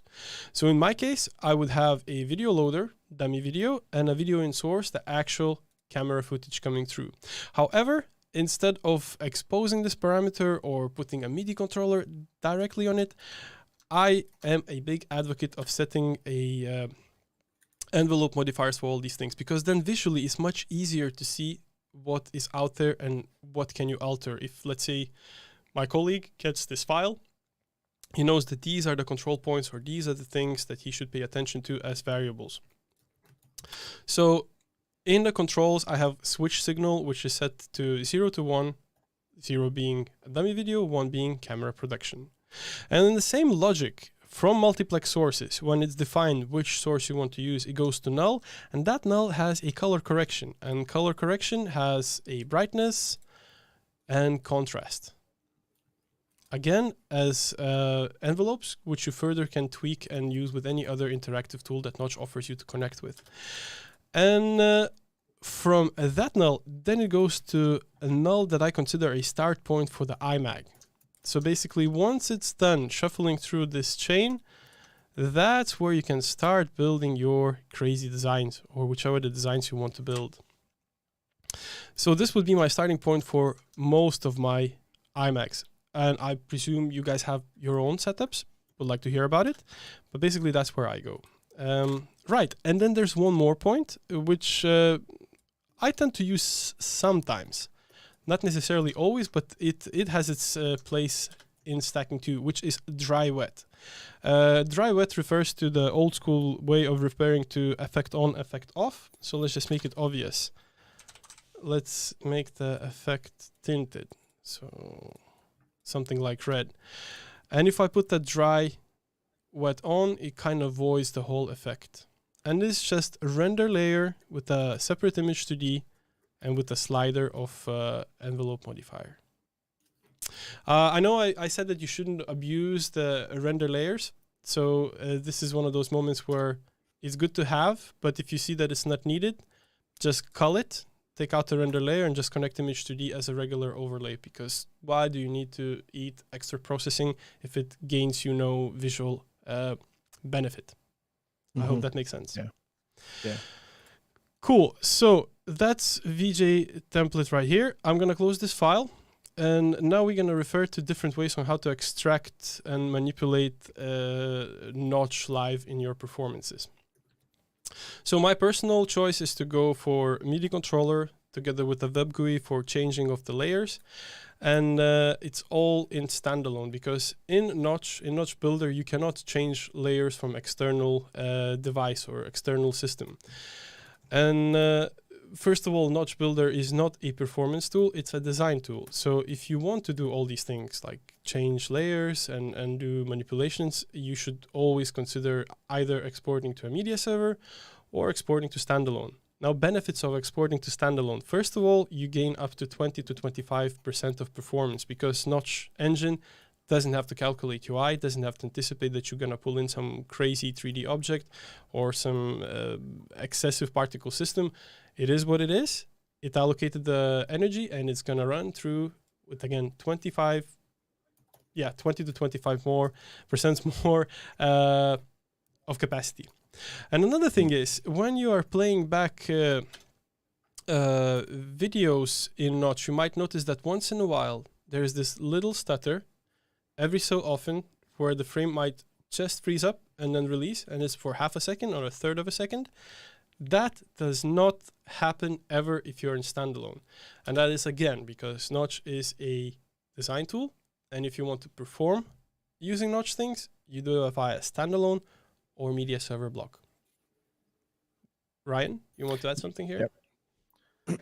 Well, yeah, I mean, it's like if you're going to use Builder, then you've got to accept that you're going to lose some frames, as it's like constantly caching stuff, it's auto-saving stuff, it's trying to like maintain certain things and then keep using, like when you delete a node in Builder, for example, like under the hood, it doesn't really delete it. It holds it for a second because you might want it back, and you don't necessarily want to wait the time it takes to re-add the node in the node graph. There's loads of little clever things that we do that try and make Builder a really nice and fun tool to use, and they don't mean that, and they just don't make it like perfect for playback. So you don't want to use Builder for playing back like live content, because it's not really designed for it. I mean, it's probably fine to do it for a previs while you're still working on location and you just tweak things up. But when you go into show, you should lock things off and send it to a standalone or to a media server. Yeah, precisely. So first, I'm going to show you a chart of how I set up my VJ rig. And then I'm going to do all the steps manually with you, showing how I prepare these things. So I took a lot of effort putting this flow chart together. I'm officially grown up now because I did the flowchart. I'm not on the level of PowerPoint just yet, but I'm getting there. So let's talk about this. First of all, when I VJ, I use two machines because I don't want to jeopardize the performance. So I have a Notch PC and a Resolume PC, and I swear by Resolume, this is my favorite VJ software in the world. So when I'm setting up my system, first of all, I make sure that I can send video feeds from the video mixer to a Notch PC and from Notch PC to a Resolume PC. And I do that via capture cards. In fact, I can actually show you my capture card. Video in source. Right there. Right there, there's two of them. Two of them doing a good job of making sure that I can actually use this computer for sending data and this computer for designing things. So these are the capture cards from the image. And as mentioned, there's a switch. That's optional. I don't think it's necessary every time to use it, but I have this Roland switcher. So it has 4 inputs, so I can take in 4 cameras, and I can freely choose which one is to be outputted. This is manual and hard work. So if, let's say, your show allows you to have program feed, I would hands down choose every single time to take program feed from a camera director who actually knows what he's doing. Because in my case, I just frantically start to switch things sometimes when things don't look right. Aha. Right. So camera inputs to the switcher, or camera live feed, or whatever you would call it, the main feed going to the Magwell card. And that is... could you like zoom in a little bit? Because it's a little bit hard for us to see, I think. Yep. Just there we go. Yeah, you got it. Yep. So camera signal via capture card goes to Notch PC. And in the Notch PC, I'm running a standalone application which on the main screen has a web GUI for layer switching, so I literally can switch through different looks, and a spout preview, so I actually see how it looks. And the output is going to a virtual screen or the capture card 2, full screen standalone output virtual screen 2. Then that capture card is being sent to the Resolume PC, and in Resolume I see two things. So it's Resolume UI on the main screen, and of course the virtual screen or the further chain is the LED mapped output. And then there's of course this little bit of magic where there's scalars, distributors, and all the rest of what the brilliant people in tech world does that I have no clue about. And then ta-da, it's a show. So in chart, it looks very tidy, but in reality is a whole mess and a lot of spaghetti. I know what you're gonna say now. It's Builder. Yes, it's Builder because it was still rehearsals. I didn't have time to take shots during the show, but it illustrates the messiness. And of course, I'm super proud of my most prized kit, which is espresso machine that travels with me to every show that I do. So I look forward for it to be used again during this summer season. And if you are in London and you're visiting AVA Festival next week, come by. I'll have that coffee machine. Let's hang out. Let's talk. I'm in London. Yay. Right. Hey, So you're out and about. So this is a flowchart of how things happen. And of course, there's MIDI controllers. We'll cover that. So let's practically set that up and let's export it and let's run it. So here I have this template. I'm going to make sure to set the... okay, I'm previewing here. That's why. There we go. So first of all, perhaps let's talk about how you use a MIDI controller. And that's as easy as having MIDI controller connected to your Notch PC or whichever the PC you're using with Notch, and using a MIDI modifier. So in order to take advantage of MIDI modifier, you have to click on a listen for channel and then literally use the slider, rotary knob, or a button that you want to go for. And as you see now, it's marked up. It recognized that I have Traktor F1 controller. It assigned the channel 14 and CC6. So it recognized this. And I'm going to use this for recolor blend amount. There we go. And that is as... this is how complex it gets when you need to use a MIDI controller in Notch. It works. It works. So this answers the question of how, let's say, one would do live effects in Notch. So I use MIDI controllers for that. Now let's talk about layer switching. In order to be able to switch layers in standalone, you need some kind of a device. It could be OSC, it could be Stream Deck, or it could be WebGUI. I like WebGUI because it doesn't ask me to, or it doesn't push me to have extra gear with me, because WebGUI is literally any browser on your PC and you go ahead and use it. So how do you set it up? In the project, you have to go to settings and enable WebGUI. And WebGUI has a port number, so default is 8910. I will leave it at that, but you can set it to anything you like, maybe 1111, because that's easier to remember. Your call. So enable WebGUI 8910. That's done and dusted. And now I can go to the project, compile standalone application. So I will call this, I'll actually put it in the folder so it doesn't get messy. Armin's VJ rig, or Armin's VJ. There we go. Let's call it 1. Let's export. Right, so I'll save this off. Again, I'll call it 1. Important thing to do when you export a standalone, make sure to close off Builder, because there is one cavity for MIDI in Windows. Whoever is the first gets the carrot. So if you have two pieces of software requesting MIDI signal, whichever the one was put on first will sustain the MIDI signal and the other one will get nothing. In order to be able to send MIDI signal across different softwares, you need a third-party software. We're not going to get into that. So just keep in mind to kill off the builder and then open the exported standalone. So in the newly made folder, we get an executable and some DLLs. We don't need to do anything with the DLLs. We just double click on the exported executable. And here we can choose which display should we send information to. So in the flowchart that I showed, which I'm so extremely proud of, let me make this smaller. I'm saying that I'm sending my feed to a virtual screen or secondary screen. In this case, for this example, I will keep it on the current display, and current display is always the first option. But basically, for the show run, I would go display 1, full screen, run, and it will just go to the secondary screen. Right, but for now, I'll keep it here, and I'll make it small, so 1280 by 720. There we go. It needs while that's to loading, connect. by the way, Armin. Yep, please. Yeah, while that's loading, somebody asked, which Major card do you recommend? Oh, I'm a cheap bastard, so I only have HD, HDMI, and it works a charm. If I was to recommend or have my Christmas shopping list, I would probably upgrade to 4K SD. And on that note, any Media Foundation based card will work for you. Cavity being black magic. There's nothing magical about it. It's all darkness. Blackmagic has their own drivers and it doesn't necessarily agree with Windows that well. So just avoid Blackmagic as capture cards.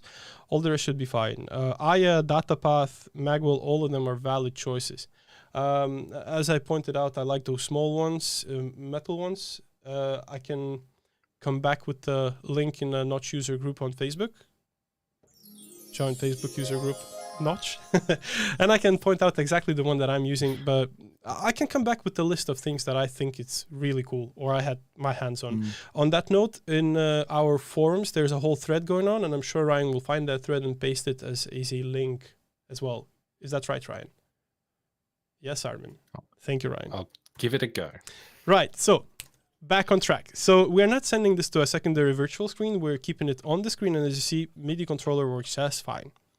So there's a little gotcha. If this is in the secondary screen, I have no way of previewing. I literally don't know what's going on.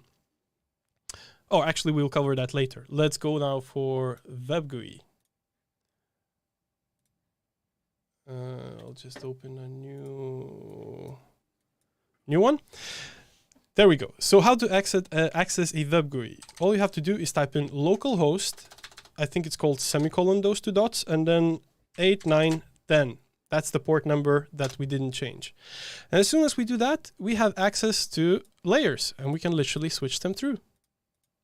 Ta-da! Greatness. Not only we have access to layer switching, we can actually open parameters to be controlled directly in the WebGUI. Perhaps you don't even have a MIDI controller. Perhaps you don't even want to have a MIDI controller. You don't have to. You can actually control everything from the WebGUI if you choose so. And if you're lucky enough to have a PC that has a touchscreen, that is as good as it gets. Lighter backpack, less back pain. When you're 30, it becomes a real deal. Right. 30? Okay, I'm gonna come back to the setup that we've made, and I'm gonna make one small alteration. I'm gonna expose the spout too. And why spout is important? Like I mentioned, I actually want to preview things on my main screen while I'm sending IMAG. So basically, IMAG goes to the secondary screen, or that virtual screen, which is processed in Resolume. But then on that first computer, I literally at all times want to know what's going on and what that I've chosen. So in the project settings, I think it's in it's not in protocols, is in devices, video in camera, and connect. So here you can actually assign capture cards, which I already did because you see it's working. And then you have NDI and spout. So I'm going to enable spout sender. I'm going to hit OK. And just for fun, I will expose a parameter that we will be able to control in a WebGUI. So let's say, well, I'll be faithful to my favorite one. Let's go for vector blur. Just maybe just shape it a little bit. Okay, no, we need something more. So perhaps data mush. Yeah, no, let's just stick with data mush. And let's choose something like max and add a block glitch too, because why not? Who is here to stop us? And let's grab an envelope modifier. As I mentioned, I'm not a big fan of exposing things directly. I prefer to use envelopes. So I'm going to grab both of those, set their blend amount to 0. I'm going to pipe envelope modifier there. And now I have full control with that envelope of those two parameters. So in an envelope modifier, I'm going to hit on a question mark. This exposes parameter for media server use, or actually for WebGUI 2. I will set the minimum value of 0 and maximum value of 1, expose property. I'll give it a custom name, awesome effect. Okay, I'll hit save because it's a good practice to always hit save. So I'll hit save before I forget. And now I can go for compile, standalone application, 3 dots. And I think I'm just going to overwrite that number 1. Yes, okay. And with that done, closing this off. Coming back to my desktop. And there is the exports, there's the 1. So again, I'm choosing a small resolution on the main screen. Run. And it's taking a moment to log on. Made with Notch. Yay! And look at that. It's working. It's on. So now if I come back to the web GUI that I had. I'll just make a new window. Localhost 8910. Not only I have the layer switching capabilities, I have that exposed parameter available too. So basically, I don't necessarily need a MIDI controller if I don't want to have it. I can literally use that. And if you have a touch screen, this right here is really nice feature. Really nice feature. There is no limit on how many parameters you can expose. You can even expose text input if you choose so.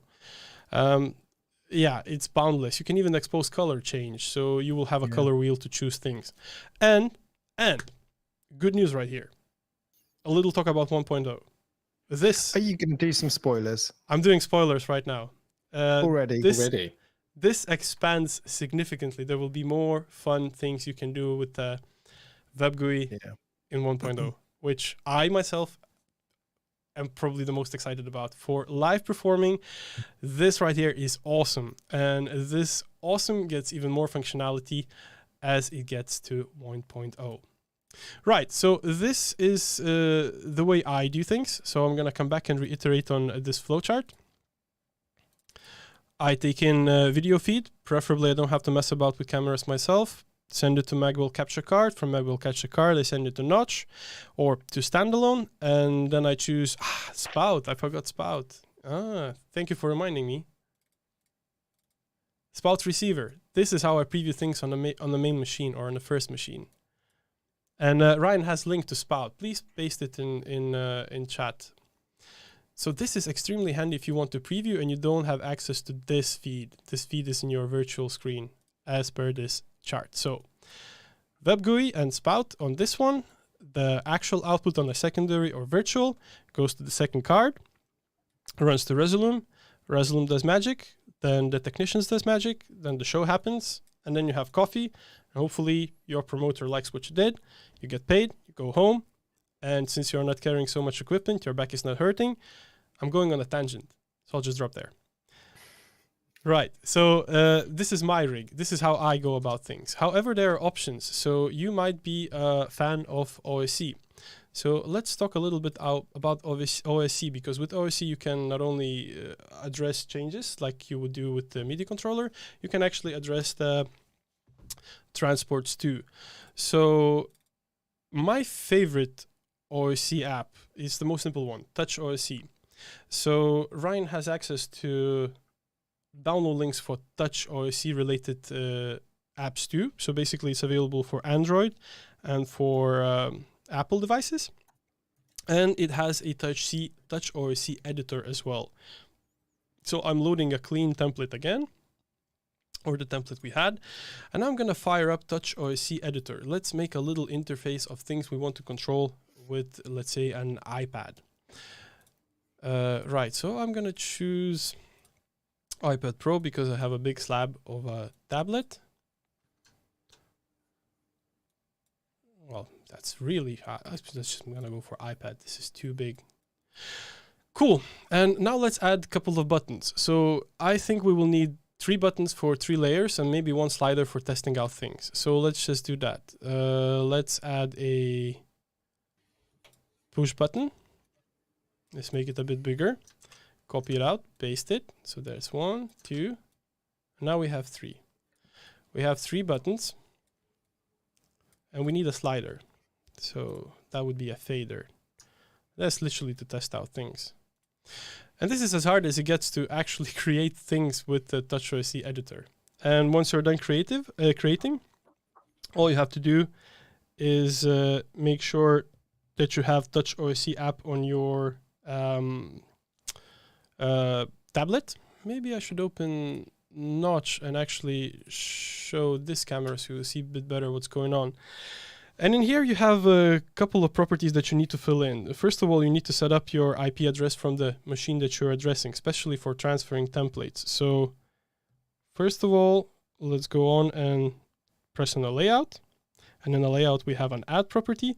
And here you should be able to type in your IP of the machine that you're running from. So in this case, you can find it in a CMD or command prompt IP config. And the wireless network IPv4 address is the one you're seeking. Just type that in here. And once you're done, the tablet and that app is in connection. And we can sync. So let's press sync. Yep, I see that it found host. So I'm pressing yes to syncing. And it's uploaded. Done. Let's check. There we go. Yay! 3 buttons and a slider. Fantastic. So, Nice. what's our next step? Now we need to make sure that this tablet not only speaks with the editor, but speaks with Notch. And we can do that via project settings protocols. Let's enable OSC. Straight away, let's enable transport because we will want to do that. And we have to make sure that the receiving port is same on the device and on Notch. So receiving port here is 9001. Okay, so I'm pressing on the connections. Port outgoing, it states 9001. That's correct. Fantastic.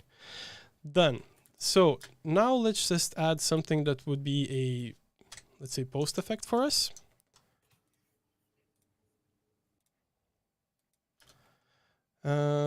Well, I'm going to go for the same tint. Let's not overcomplex things where we don't have to. Hey, and please stop me if I don't make sense or I didn't make myself clear along the way. Tint. We want to control this parameter with this slider here. So what we're going to do, we're going to find a OSC modifier. And now we have to type in the OSC address of this slider so that Notch knows what to work with. So how do we know that it actually is in a session, or how do we know that it actually works together already? So we can go to View and check the connection monitor. And in the connection monitor, we should see all the messages that are being sent and received.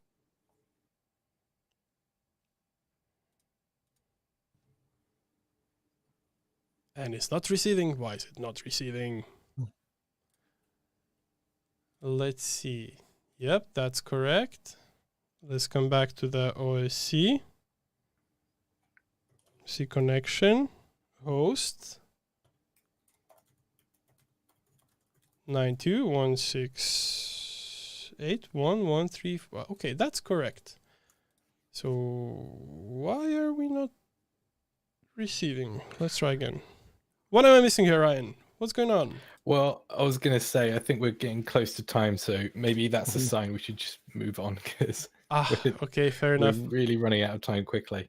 Fair enough. So then to wrap up this a little bit, in the manual page, you can find a specific message that you need to set in the TouchOSC for addressing things. So for instance, if you want to change layers, this would be this Notch-transport-layer.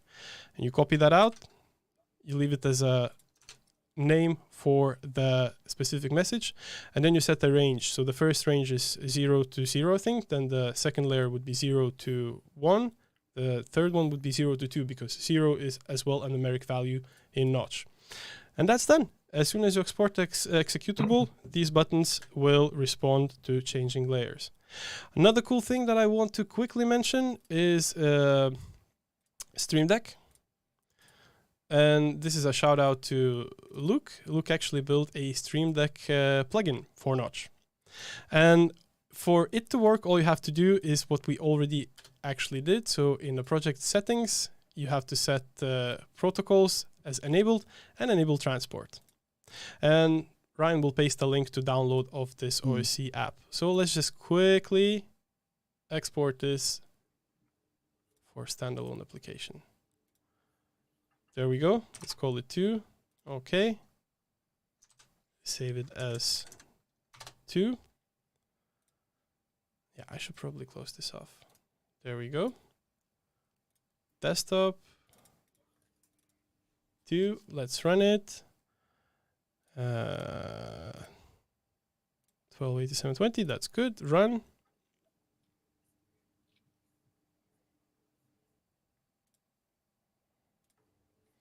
And there we are. So now let's check out this little Stream Deck. Maybe I can even zoom in on it. There we go. So once you install it, you get the whole array of different things you can choose from. So you can choose to switch layer. So I'll add 3 because we have 3 layers. And then in the actual dropped in parameter, you just define the index. So 0 being first. And we just go through. All right, let's try. There we go. I'm switching the different layers with the Stream Deck. And there's of course more things that you can play with. So there's a play and pause. I think that's going to be most obvious with this look. So pause, play, pause, play. There are toggle OSC buttons, so you can actually make a custom button which would enable you to do whichever the effects, just like a slider or a button in Touch OSC. You can send OSC text as well. Obviously, we don't have time for this now, unfortunately, but we will probably come back to it at a later time in another stream. And of course, there are some timeline corrections or timeline addressing properties too. For instance, restart timeline. So that's extremely handy. Right, thank you, Luke, for building this awesome little tool for us all to enjoy and use. Yay! Right. Yeah, it's really cool. I just sped through the last bit quite a lot. I understand if there's questions, and I'm happy to answer. Do we have time for questions? Questions? Yeah, I think the only thing we could come back to that came up a few times is alpha sort bias. So if you just load up a scene, we could quickly explain that, because I do think that's a topic which is a little bit grey to our user base. So it'd be nice to just cover that very quickly. While Armin is loading it, actually. Basically, if you imagine 2 alpha blended things having the exact same position and value, what decides which one should show first? Like Z fighting with geometry. What decides which one goes first? So in Notch, obviously, we have the stacking system. So 2 image planes, which are sat next to each other, right? It will use the stacking order to decide which image plane to use. So same with post effects. You might want to color one of them, otherwise you're just going to be seeing white. Amen. There we go. Perfect. Stacking. Now, but there's some cases where you won't want to use the stacking system. You want to like say, well, actually this one behind I want to use. And that's where you use the sort bias. You basically are able to bias the sorting of the of alpha blended objects. Yeah, and that applies to everything from the field renderer to particles to obviously image planes and alpha blended materials. You basically void out the necessity of using stacking order. I'm not saying it's a good practice because you're gonna get lost at some point if you overdo that. But yeah, sometimes you need that, and that property right there is exactly for it, to void out the stacking of the node graph. Right, I'm gonna load up that Notch IMAG set that we are sending out to you guys, and I think you will be able to download it straight away. Actually, can we just put it in the chat and allow ladies and gentlemen to download it as a thing for surviving the whole stream with us? And while that is happening, maybe there are general questions that we can quickly address, because we had the whole form sent out in a user group, and likely there is 1 or 2 questions that are worth discussing. To be clear, I'm dropping it now. Dropping it Going now. up. Is this a good Going time up. to use a sound Ooh. effect then? Go Oh, on for dear. it. IMAX. I'm beginning to think there's only one sound effect. There's more, but I keep them for later.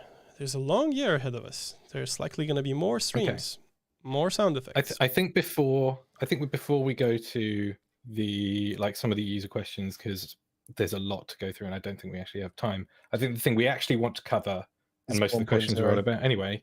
Yep. Yep. What can we talk about with 1.0? Yep. What can we leak? We can leak some very small bits. We did want to actually secretly capture Matt's monitor from behind his back, like just over his shoulder, but we weren't allowed to do that. That'd have been quite interesting. Sadly, he found out. Yeah. But so one of the main things is when is 1.0 coming out? Well, 1.0, we're hoping to ship this year, sometime this year, probably the end of 2022. I nearly said 1922 then. That'd have been quite interesting. But it's obviously software development, so it's quite difficult. We can plan everything, but we can't plan for everything. So things happen, or interesting things happen, or things we've got to fix happen. So at the moment, it's the end of 2022. Yeah, can we stop being polite and just get to the source, the sauce? The source. The sauce. So a lot of work has been put into the new ray tracer. So it is very, very powerful. I nearly swore then. It's amazing. It's been built from the ground up, and it's just so good.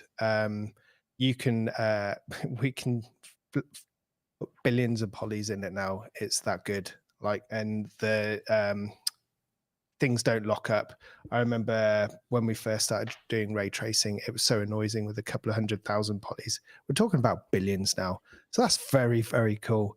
And it's a awesome. huge amount faster. It's faster in that it refines quicker, and it's faster in that it doesn't even need as many refines. It's across the board. Yeah, if I can expand, and I'm sure if Ben doesn't cut us off, if you see it's being cut off one at a time, we've said too much. So the cool thing is now that you can have path tracer on and work on your scene. So basically the first several refines happens instantly. So you don't have to turn things on and off.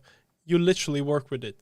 It's still a little bit noisy, of course, because it's just several first refines that hits instantly, but it's damn nice because you don't have to switch things. It's really, really good. Yeah.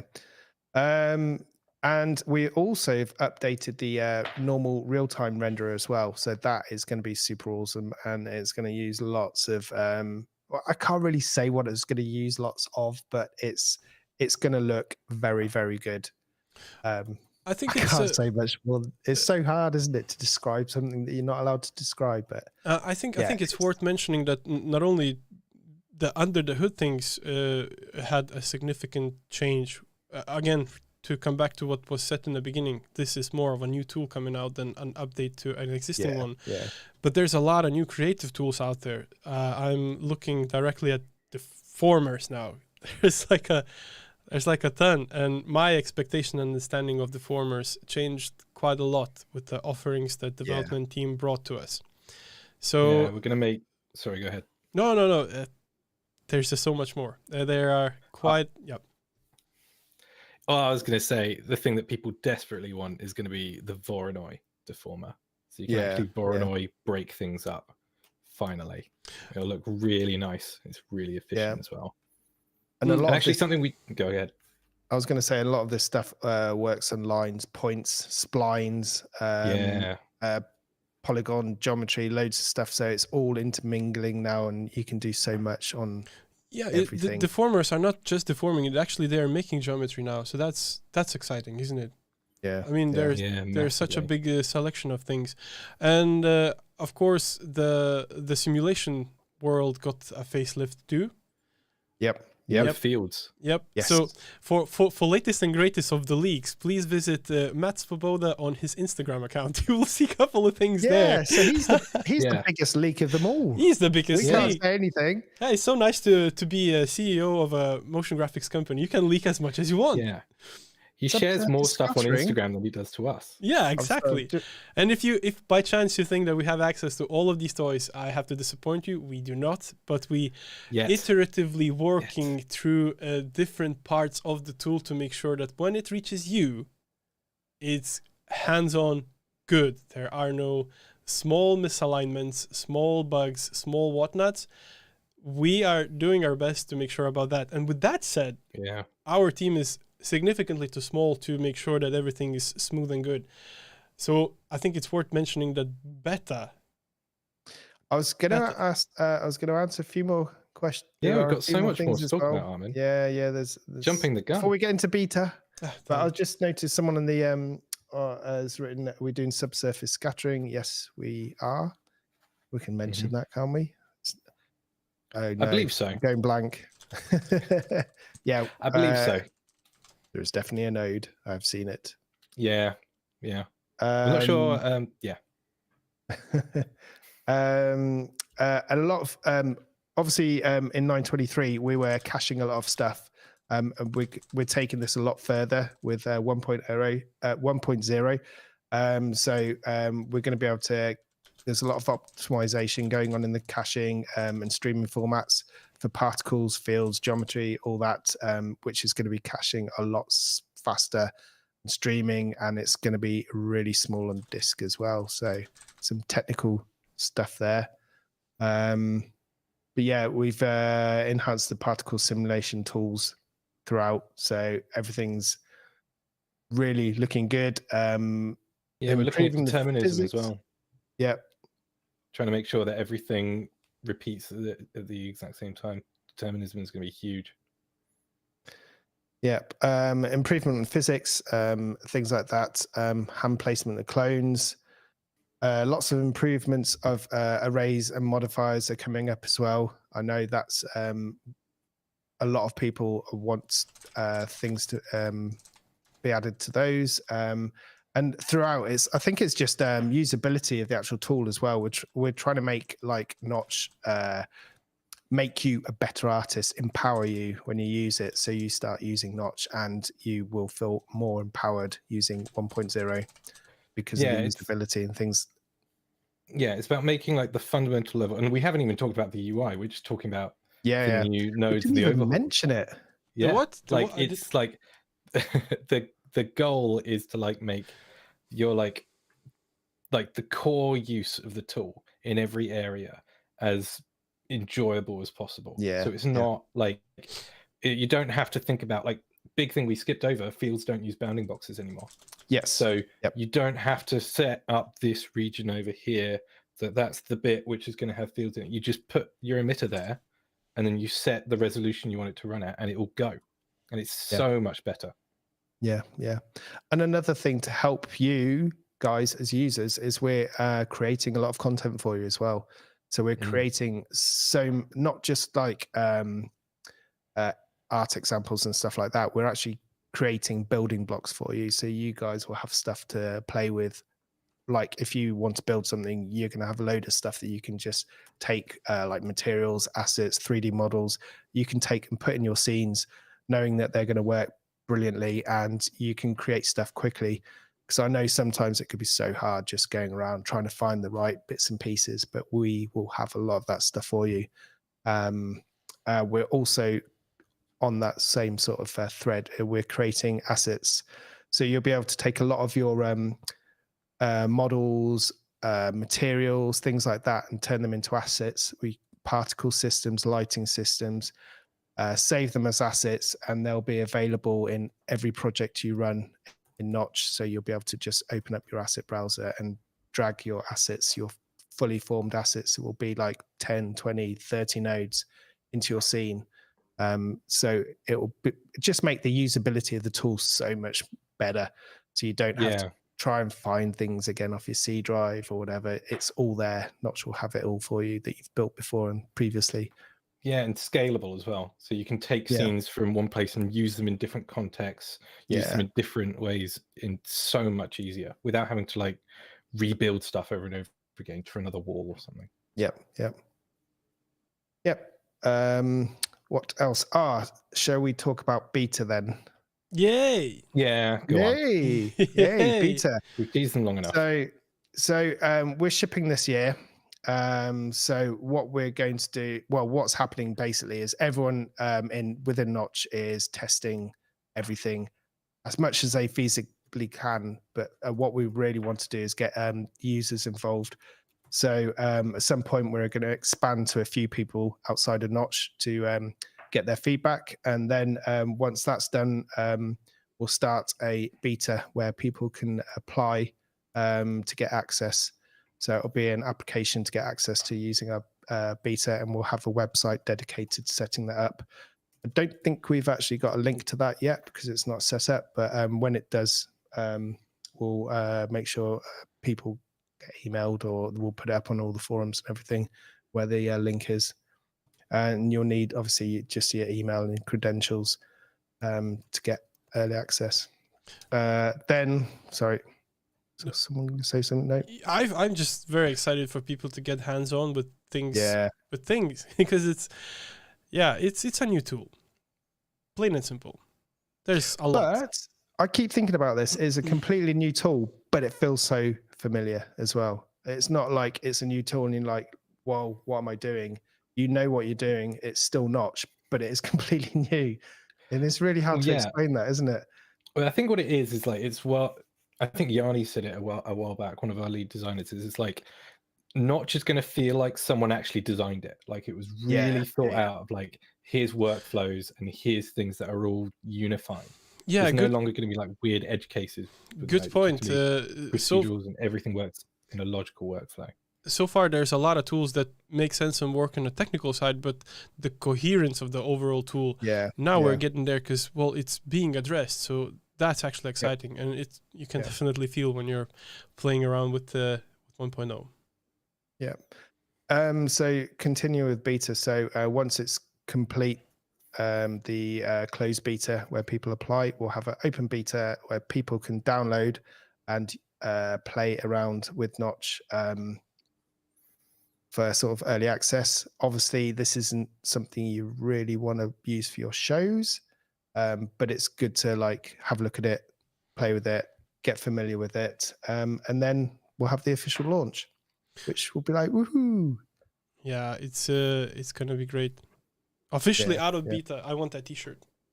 I need that T-shirt. That T-shirt has to happen. It will happen.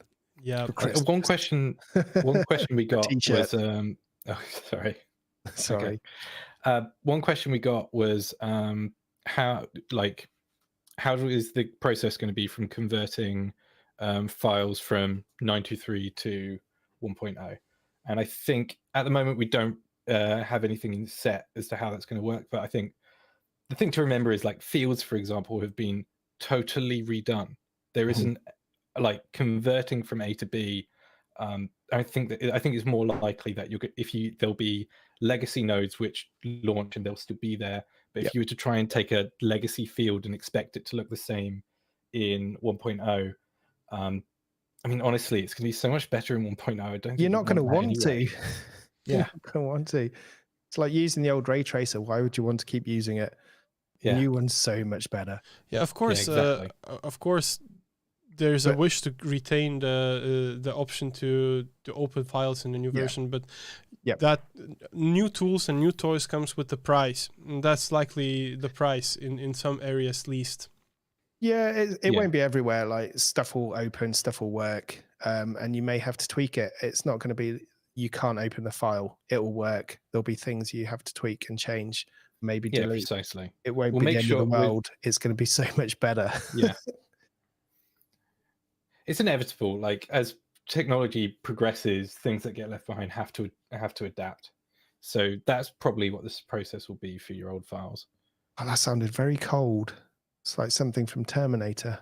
I always said that Ryan is halfway developer, so he can be called. He can be designer, but he can be developer. And developers are zeros and ones. It's like yes or no. He has a bit of that. I'm only interested in the future. Whatever's in the past can burn. wait.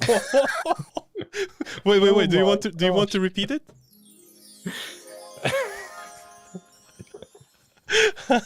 Ryan's still there. Why has no one pulled his tag yet? I would expect him to be off the stream by now. Yeah.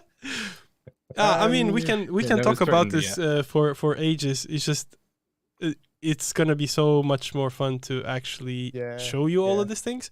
So we just want to keep you aware that things are rolling in the speed of light on our side. It's just for it to roll in the speed of light, we are a little bit closed off and perhaps little bit less active in a public space. So that's why there was a bit of stop with streams, but we are more than happy and willing to come back. So it's actually quite fun for us to be here and enjoy having company of you, ladies and gentlemen, because we got into a better place and we're going to progress getting to a great place with 1.0. Yep. Have we got time for questions? Was there any other questions from the community that is worth?